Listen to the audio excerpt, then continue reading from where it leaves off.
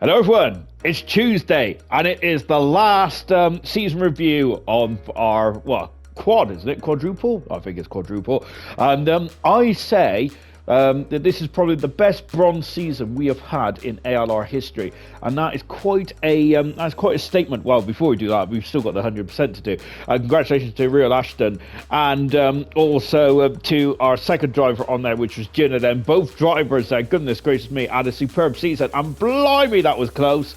But congratulations to Real Ashton, who was my personal driver this season. He did a great job at Real Ashton, and also getting that award as well. And so good stuff. We start off on a high then, Alex. So with that great result.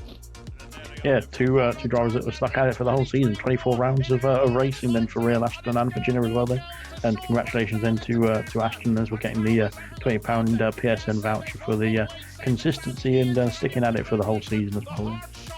Really good stuff indeed there. I don't expose you, Alex, but I'm still waiting for my £20 voucher after I was 100% in the realistic performance. Where's mine? I'll just send you a bit of chocolate instead in the post. It's on the way. Really?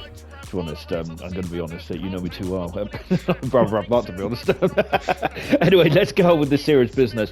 I mentioned in the preview or the build-up, this is the best bronze season in history, and that is quite a big statement to make, isn't it? Remember about all the action we've had in the past season one. Of course, we had that incredible battle between I think it was Sean Hammers along with New Potato and Gurman there, of course, battling for the title way back when. As always, getting a bit feisty in that chicane now. I don't know what it was by that chicane, Alex, but especially in 100% and bronze, everyone just seemed to trip over there, didn't they? Goodness me. But we had 9 Grand Prix winners in bronze this season. We had, I think, over a quarter of the field was was on the podium at least once there, and I think we had a season of probably 3 halves there, and all 3 halves, 3/3 of that season. You can't have 3 halves, can you? Of 3/3 there, and I'd say that every single third was either Dan, was either Marsky or was either Kian there. It was certainly on the ascendancy. Alex, what was your opinion there? Sitting by the sidelines really and just kind of taking it all out. I love the bronze this season. I think it is my personal highlight every Tuesday. Well, I didn't take part in bronze this season, but I didn't have anything to do with bronze actually this season, apart from trying to be a race engineer for an unnamed driver. Didn't help him at all, to be fair. But no, I think it was absolutely fantastic. I was watching every stream and watching every race as well. Then it was absolutely brilliant. Just the competitiveness of the grid as well. Then, and of course, those 3 drivers there you mentioned that really just had, I think, well, like you said, have different thirds of the season that went their way, which was uncharacteristic of that, I think you could say, of league racing as well, but especially over a long season like this. But I think both Dan started it all off, I think, at the beginning of the season, then it was Marsky in the middle, and then it was Kian towards the end, wasn't it? So it was pretty formidable to watch actually the season as it developed throughout the 24 races. Right at the beginning of the season, don't get me wrong, I absolutely enjoy watching drivers that really excel at their performance in their cars. But I must admit, at the beginning of the season, Dan looked pretty formidable, to be fair, and I thought he was going to run away with the championship.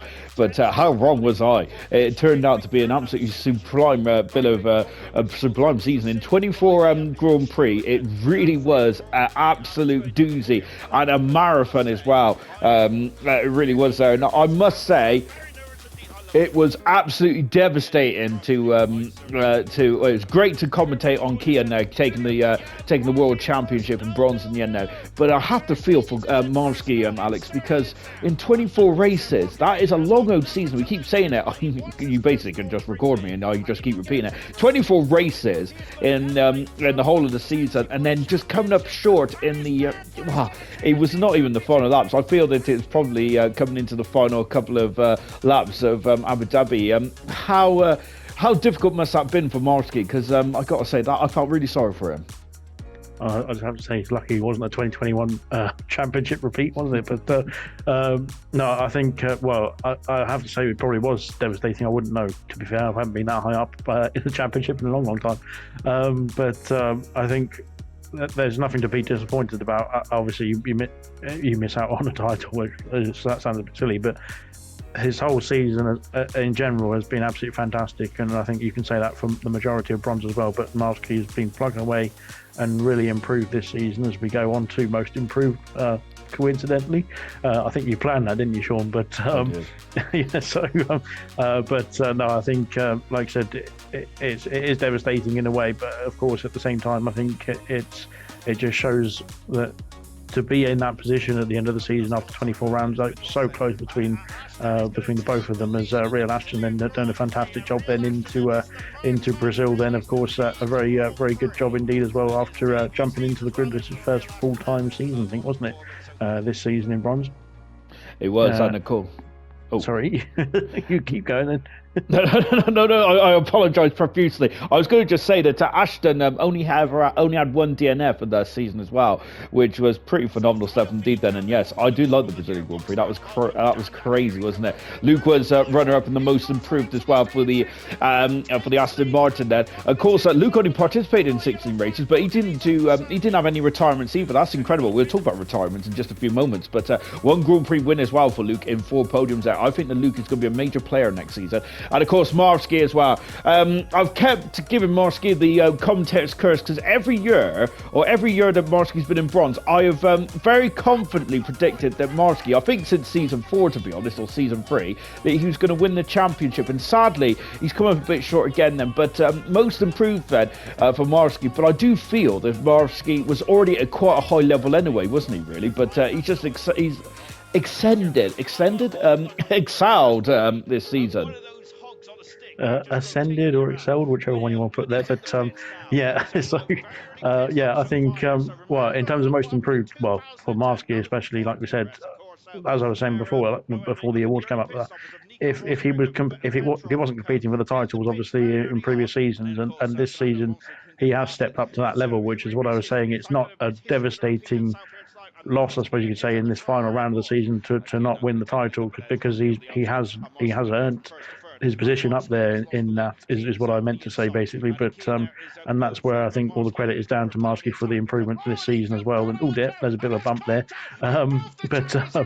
yeah. So now I say I've cursed him as well, I think, in the review. but yeah, I think no, it's all credit to Marsky. Then most improved, I think, is a credit to what he's achieved this season as well. And of course, Real Ashton, then, like I said at the beginning of the awards, has been sticking at it as well, done every race, no DNFs then for Real Ashton. And like I said, he's been slowly getting himself further up the order as well, then in races as well throughout the season as the season's gone on. So yeah, looking forward to seeing what he can do then in the next season as well. And of course, I can't remember who was second there, which is typical. Luke, of course. Sorry, Luke. But no, Luke, I think obviously, like I said, joined the season a third of the way through, I think, roughly. And is again similar to Real Ashton, has improved race on race, and we've seen that towards the end of the season where he's got a win under his belt then, and some good podiums under his belt as well in the last few races of the season. So yeah, fantastically most improved from all 3 drivers in different respects, I suppose you could say as well. Certainly was, yeah. Everyone had the reason why everyone was involved, why those top 3 was involved in that, nominated in that category, is because all of them had different variations of improvement, didn't they? And absolutely superb stuff indeed. There, to us, I think that was probably one of the hardest categories to vote on as well in the bronze, because I'm sure I was there for a good 5 minutes after I had problems getting into the voting, after I had a problem with Google, which is not very good, is it? I'm meant to be IT, but let's just not go down that route. Nonetheless, it was absolutely. It was, I think, the hardest category to vote on, because Marsky was brilliant, Ashton was brilliant, and so was Luke as well. I would have tried voting 3 times, to be honest, but that would have been cheating, wouldn't it, really? And it wouldn't have made much difference, would it? So hats off there to Marsky, really good stuff indeed there for most improved then. As of course we are looking at the famous Abu Dhabi race, which is going to go down, I think, as one of the most tense ALR races I've certainly been a part of, Alex. I was short of breath before we even got going. It was because I was just so excited and so nervous for the drivers at the same time. It was absolutely sublime stuff indeed there, and I'm going to keep saying it. I think it's the best bronze season I have ever seen, to be honest, and that even includes when I was a part of bronze. I think it was back in season 3. I think it was. One thing I do not want to I don't want to tar Marsky with is he going to be the next box towel? And I've got to say that I'd love to be the next box towel, but Marsky being the next box towel, where what I mean by that is always being close but no cigar of that championship. He's going into silver next season, but is there going to be a pattern for him for Marsky now? Is he going to have this mental block because he's been runner-up twice now in bronze? First off, I'd certainly agree with you. It was definitely the best bronze season we've had ever in the bronze history, of course, in 8 seasons. The low point was the season you were in it, but just naturally. but no, I think, like you said, I think Marsky's got. He's got the consistency, he's got the ability. Definitely, we've seen that, obviously, especially this season and in previous seasons as well. So I think he just needs to, maybe unhook that potential and then go for it in next season. And obviously, we've seen yesterday with the likes of Jay Hings and Kiki then doing really well, going up from bronze and then just cracking on with it the next season into silver as well. Then hopefully that will be the same case for Marsky, and potentially there's more to come. Well, this is your favourite award now, Alex. You love a bit of consistency. And first up is Sick as Muck. And Sick as Muck broke his duct earlier this season, winning the Grand Prix in, I think it was Miami or China, I think it was, which you reminded me earlier on, Alex. I was like, that just shows how long this season's been. Because I thought it was last season that Sick as Muck won. Goodness gracious me. But a great drive in the wet as well for Sick as Muck. To be honest, Sick as Muck did flirt with the Grand Prix win back in Silverstone in season 5, I remember, when him and Jinner went head to head in very similar conditions out, and very unlucky that day. Serious Mushroom then is, of course, he's always ever consistent, isn't he? Serious Mushroom is. He did miss one race this season, but of course, he was. But we're glad to see Mushroom back on his feet now. But of course, I've always got to hold it over him because I think it's funny. Because I'm the guy that keeps ribbing Mushroom, mainly because he keeps ribbing me in the comment section. But Serious Mushroom now 23 starts this season with 4 podiums. He had a 4th podium in Abu Dhabi as well, and 4 driver of the days as well. No DNFs there. But it's Smithy Almighty, who for the second time in his career is a Constructors champion, and for the second time in his career he's P4 in the standings there for Smithy Almighty. 2 Grand Prix wins, 7 podiums as well, and of course ironically, on the day that Ferrari did clinch the Constructors Championship, Smith Almighty decided that he wanted a day off. I think that was his only race where he didn't participate either there for Smith Almighty. But I do feel that Smith Almighty is... I think that's the perfect award for Smithy Almighty, but I don't think he wants to be known as Mr. Consistency. He wants to be known as Mr. World Champion, doesn't he, Alex? I think, like you said, in the last 2 seasons, it's been close and no cigar. Then, so maybe something to look out for next season for Smithy. Then we'll have to wait and see. But I think he's building up to the 3rd attempt then, and this is going to be 3rd time lucky maybe in season 9. Certainly is, but also Smithy is a Constructors champion, of course, and that is no easy feat. 2-time Constructors champion, and that's no easy feat, mind, for Smithy to be crowned 2-time Constructors champion. That just shows that is why he is actually Mr. Consistent. But as you already mentioned, can he go 1 or 2 better, or maybe even 3 better? There is as Rocket Lee unfortunately is spun around there, so that is going to be very interesting indeed there for Smithy. I'm sure at the beginning of the season I did say that Smithy may be in the top 3 for top 3 to get promoted into silver, and I'm going to say it for season 9 again. I think that Smithy is going to be in the top 3 for to go into silver next season. I generally think though the next season for bronze, we haven't confirmed the grids yet, but I think that looking at the provisional grid, Smithy is certainly up there, and potentially going to be a major thorn in the side then for anyone who thinks that the championship could be one for theirs to claim. Then of course the other man who I'm thinking about that is Luke as well, who finished on the season very well, had a lot of very good points scoring finishes as well. I'm sure that Luke was the 2nd highest scorer towards the end, and of course that was only bettered by our eventual champion, which was Kian.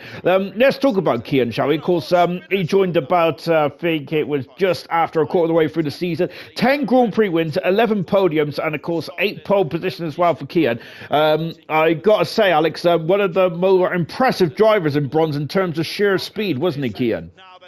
Yeah, 100%. He was literally just took the track and blitzed off into the distance, didn't he? So well, I think a very good job indeed from Kian, especially over the rounds that he did. I think it was from round four, Japan, wasn't it? I think that he jumped in.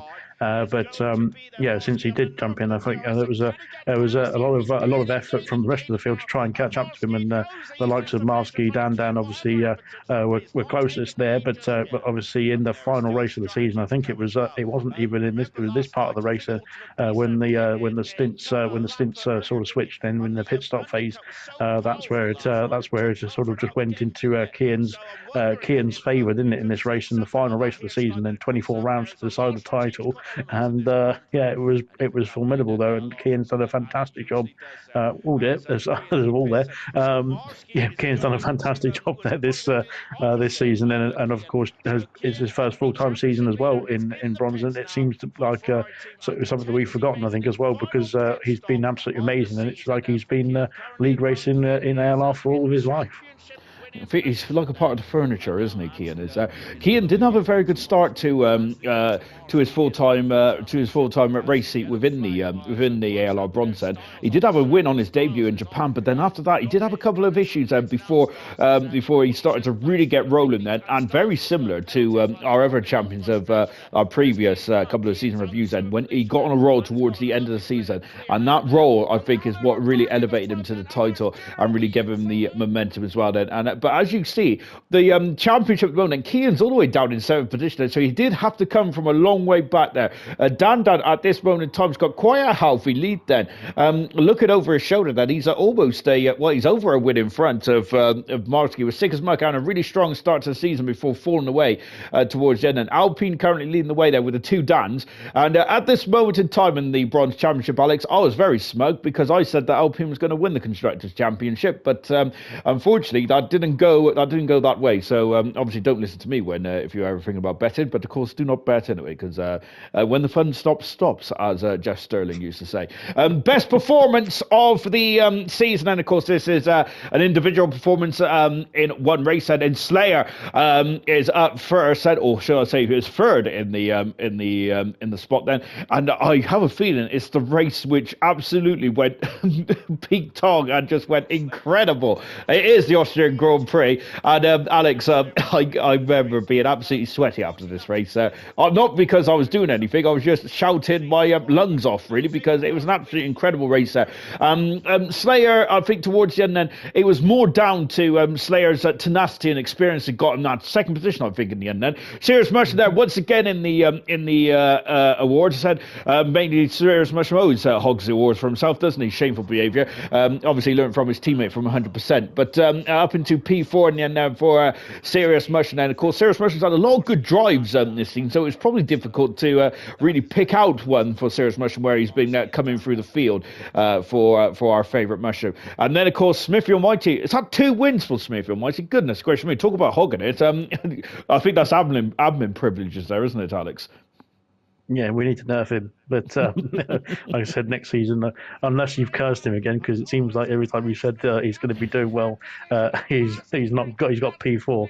So you've cursed him from getting into the promotion positions. Then, and anyway, but no, I think again some really good performances, and like I said in previous reviews and in previous seasons as well, I think there's a whole bunch throughout the long season that it has been. That we could have picked, that could have been nominated as well. Then, but of course, like I said, in terms of consistency in those drives as well, coming through the field and making sure you get everything right. And obviously, there's a bit of luck involved as well, coming through through a grid, especially as compact as bronze in season 8. But I think it's been with those 3 were absolutely brilliant performances as well. Then, of course, especially particularly in Slayer's case as well in Austria where he's had a bit of a difficult season then, but he kept it clean in that race, whereas a few others didn't, let's just say, and with the penalties as well, and got himself a fantastic and well-deserved podium at the time as well. So hopefully that sort of thing we can kick on then into season 9 and bring some more form then to Slayer, to Mushroom, and to Smithy Almighty, so he can finally get promoted again, and Sean can lift the curse. I think that Smith and White is probably one you Marsky, isn't he? It depends on how this goes. But now we're gonna talk about we're talking about awards tonight, aren't we? But I don't really want to be a negative so and so, but I might have to be here. There's two drivers which I thought was going to be major factors in this season. One of them was Jinner. Jinner only had one Grand Prix win. He did have 11 podiums there, so maybe I'd love to have one podium, one pole position, let alone 11. But unfortunately, qualifying doesn't earn you any points. It's all about the race there. And Jinner, a former champion as well, but it just didn't go well for Jinner. Then potentially tyre issues, and Dynamo Dan seemed to struggle as well. Potentially might be the potential hangover from the issue, and of course coming up short in the World Championship a few seasons ago. Then, but two drivers who I was expected to be very much at the sharp end of the field and winning regularly, Alex. Yeah, firstly, I was very pleased that both the Dans are in the Alpine, so they confused the hell out of you for every season, every race, I should say, this season. Yeah, I think, well, again, it comes back to my favourite words of every season review, which is consistency. I think there's drives where, depending on the track as well, I think it's where some drivers have struggled more, or some of those drivers have struggled more compared to others in various different points of the season. And it's nothing to do with their outright pace, because like raw pace or raw ability, I think it's definitely there. It's just, I think, in some cases maybe just overextending, over pushing in certain parts of the race, in certain stints, and it leads to a bump or an incident or something like that, or just to like you said, the tyres just warming up then, or overheating, I should say, in most cases. Yeah, I think in that sense, then potentially into season 9, we'll see all those drivers as well who've maybe had sort of inconsistent patches throughout the season. Although, like I said, it is a long season. Maybe in a shorter season, then that will turn around then in season 12. Or season 9 for bronze, obviously, but season 12 for ALR, and then maybe that will turn around and then it come back in their favour. Then we'll have to wait and see. And also, we had a couple of drivers that were parachuted in to really help some teams out there. And of course, I'm thinking about the McLaren team, for example, where Winnie was parachuted in there. I refer to Winnie as a bit of Jekyll and Hyde. Then, as 1 minute he's in the midfield, but then the next minute he's winning races there for Winnie is there. But it does depend on if he's allowed to practice, apparently, according to Smithy and Farf. Which is understandable. Winnie though was parachuted in the McLaren team, got a podium as well, did Winnie, which is pretty impressive stuff indeed.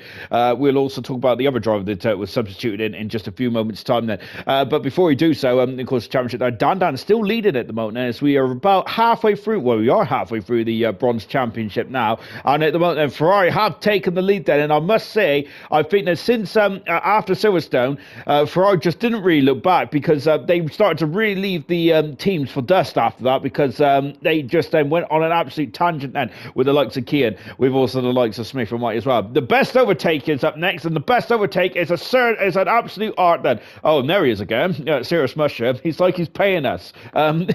He's now in there as well. And so Cirrus Mushroom, of course, as we've already mentioned, then has been an absolute mainstay in this season review. But when isn't he in the main, isn't he, there for Mushroom there? As you can see, Marsky going down the on the outside there, and then Cirrus Mushroom did a beautiful old switch back as there. I taught him that. Fantastic stuff indeed there for Cirrus Mushroom there.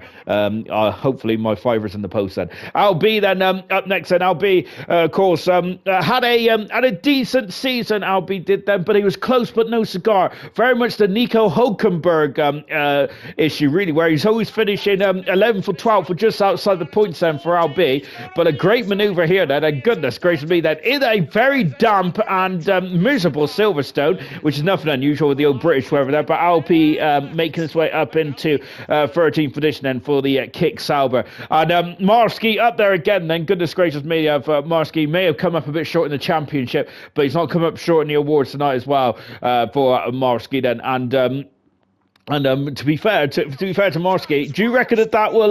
Do you reckon with the success he's having tonight from Marsky, that might limit the blow that he had this season after Abu Dhabi? Because I'm going to be honest, I would still be feeling a bit sore, Alex. Yeah, I'm sure. I'm sure it would help. I'm glad I was nominated, although I nominated myself in gold, but I didn't win, so it doesn't matter. But yeah, I think, obviously, I think the championship is a bit more important for Marsky, even if he didn't win any awards. But yeah, well, it's still an achievement at least nonetheless. So fair play indeed. And yeah, just going back to your point about LB then and Mushroom as well. Then fantastic performances throughout the season from both of them as well. And LB again, same as Real Ashton in his first full time season in ALR. And has been plugging away then to try and turn the results around, and then he's been, like you said, very close indeed to just getting there, and it's been agonising sort of thing, sort of just how close it's been in quite a few races this season for LB. But hopefully, like I said, for next season, if he can just kick on then and just and well, get a tenth of a second faster, then he can over a race, then he can potentially get that final points playing position. Because I think he missed out on one by only a few tenths or a few thousandths of a second, then didn't he? I think it was out down in Baku, but. Yeah, fantastic stuff indeed from both. Well, from all three drivers, of course, but of course Damarsky as well. Then for his season and on for the overtake at the same time. So yeah, good stuff. Exactly that, and of course a tenth of a second. That sounds like nothing in the real world, does it? But yeah, Ashton and LB, they are that close, I think, for a breakthrough. With as Alex said, a season under their belt now, they're going to really kick on. Another driver who's making their debut this season, which I still find quite shocking, was Anthony. Of course, 16 Grand Prix this season. Sadly, sadly for ALR, but not sadly for Anthony. Then, of course, he is going to be taking a couple of seasons out then, as he is going to be a dad very soon. Then, and really good stuff indeed there for Anthony then. But I would have, up until where I found out that Anthony was going to be racing next season, that was one driver I was going to be picking for a new Grand Prix winner next season, and certainly a driver that was going to certainly run maybe just outside the promotion spots there for Anthony. But both Anthony and Luke, who was parachuted into the Aston Martin team, did really elevate that Aston Martin team up a few positions in the Constructors' Championship. Sadly, they both came a bit too late in the season then to get Aston Martin up there. But Alex or Anthony, then, would you agree with my assessment there that potentially would have been a Grand Prix winner next season if he was driving? Yeah, I definitely think so, and I think I also have a nickname for him. I'm going to call him Father Anthony, so Father Anthony now. Yes, I think I think he's been absolutely brilliant since he came into the Aston seat. So did, as did Luke as well. Then of course both of them at the very early stages of the season as well, I believe. But yeah, I think in terms of just putting in the performances, and again, a very consistent driver, very sort of considered driver. He knows what he's doing in the races in terms of strategy. He just needs to make sure that he sort of negotiates the drivers around him as well. And then I think, like I said, even better results were on the cards as well this season. Like I said, a shame he is going as well from a league racing point of view, from bronze point of view. But of course, yeah, congratulations then to Father Anthony then on his new arrival, or the family's new arrival as well. So yeah, congratulations indeed. Potentially a new racer in the works set in maybe 10 seasons time, Alex, so we'll keep an eye out for that one. If we're still going in 10 seasons time, goodness gracious me, we've either done something extremely right or extremely wrong. I can't decide which way around that is yet. And of course we got to just touch on Dan as well then, because Dan was absolutely superb in the opening stage of the championship. He had the most podiums, Dan did this season then, but 3 Grand Prix wins and only 1 DNF as well. But I think it was the lack of consistency for Dan there that potentially cost him the ultimate prize this season, sadly. But even so, he was still in the championship hunt, right, coming up into the final stage of the championship. I think he dropped out of the championship in Qatar. Realistically, I think it was Las Vegas where he didn't get the results he needed. Of course, Ferrari really extended their lead in the Constructors' Championship now. I think that was probably the least exciting part about bronze, really, was the Constructors' Championship. But my goodness me, everything else was absolutely supreme.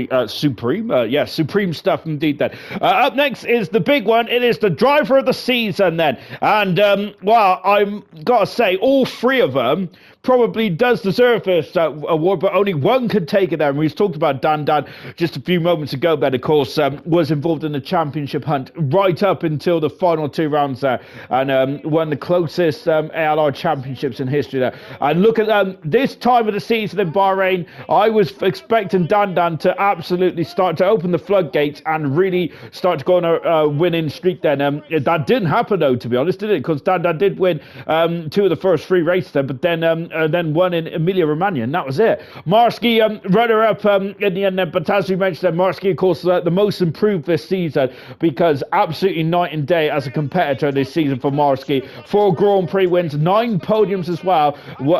6 Driver of the Day awards there. Of course, if you viewers are voting for Marsky's performance, then you cannot pull the wool over your guys' eyes, but you certainly know a good racer when you see one, and no DNFs either. But of course, it is the champion, isn't it? It is Kian there.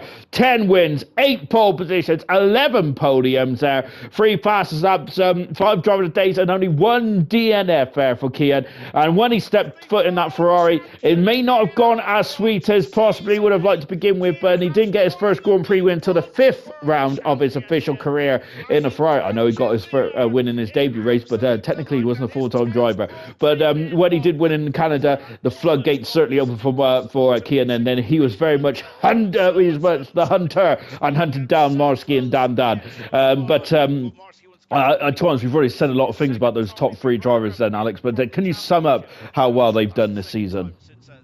Well, in a nutshell, it's been absolutely brilliant from all 3 of them. Absolutely epic each race, and like you said at the very beginning, it's been sort of 3 different stages of each driver throughout the season as well, in terms of their the sort of the wins and the performances, that sort of thing.